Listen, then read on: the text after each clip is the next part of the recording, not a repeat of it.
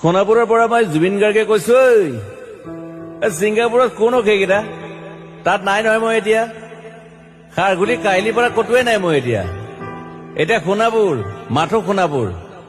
সোণাপুৰে মোৰ শেষ ঘৰ, শেষ মঞ্চ। এতিয়াৰ পৰা গান নাগাওঁ আৰু মই মাথো শুনিম। স্পেচিয়েলি মই নাইট ছুপাৰ কেইখনক কৈছো, উজনিলৈ অহা যোৱা কৰোতে সোণাপুৰৰ এই ঠাইখিনিতে মায়াবিনীটো ডাঙৰকৈ বজাবি। ৰৈ থাকিম উজাগৰি ৰাতিৰ বুকুত।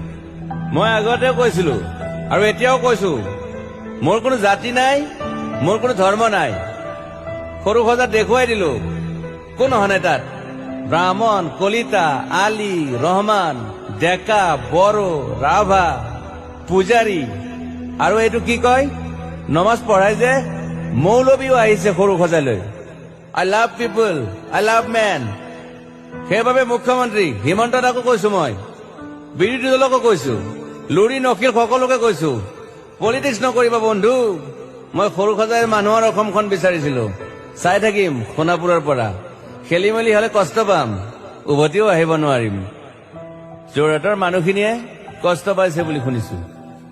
মোৰো যাবৰ মন আছিল। প্ৰিয় ঠাই, দেউতাৰ ঠাই। উপায় নাই, পলম হলে শৰীৰটোৱে কষ্ট পায়। বাকী গৰিমা আৰু দেউতাই গুৱাহাটীতে থকাটো বিচাৰিলে। একো নাই, গুৱাহাটীলৈ আহিলে মাত দি যাব। সোণাপুৰতে থাকিম। আৰু এটা কথা, যোৰহাটত প্ৰতিমূৰ্তি এটা হব বুলি শুনিছো। গুচি যাম কেতিয়াবা। কেণ্টা কাকো খাতিৰ নকৰো। মায়াবিনী ৰাতি ধুমুহাৰ সতে। মাজুলীবাসীয়ে দুখ নকৰিব দেই। মনত পৰিলে গাই দিব মাজুলীৰ এজনী ছোৱালী। নিমাতী ঘাটলৈ যাব নোৱাৰিম আৰু।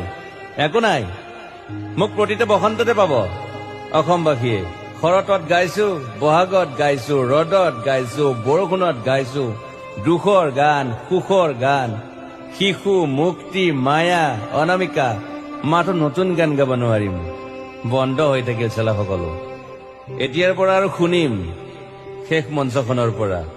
সোণাপুৰেৰে পাৰ হৈ গলে গাই যাব কেতিয়াবা ধুমুহাৰ সতে।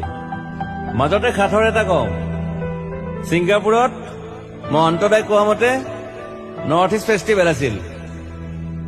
মই আগতেও কৈছো, সাগৰ মোৰ প্ৰিয়। সিদ্ধাৰ্থ, শেখৰ, মই একেলগে সাগৰ গলো। পিছত গম পালো খেন্থা মই মৰি থাকিলো বোলে।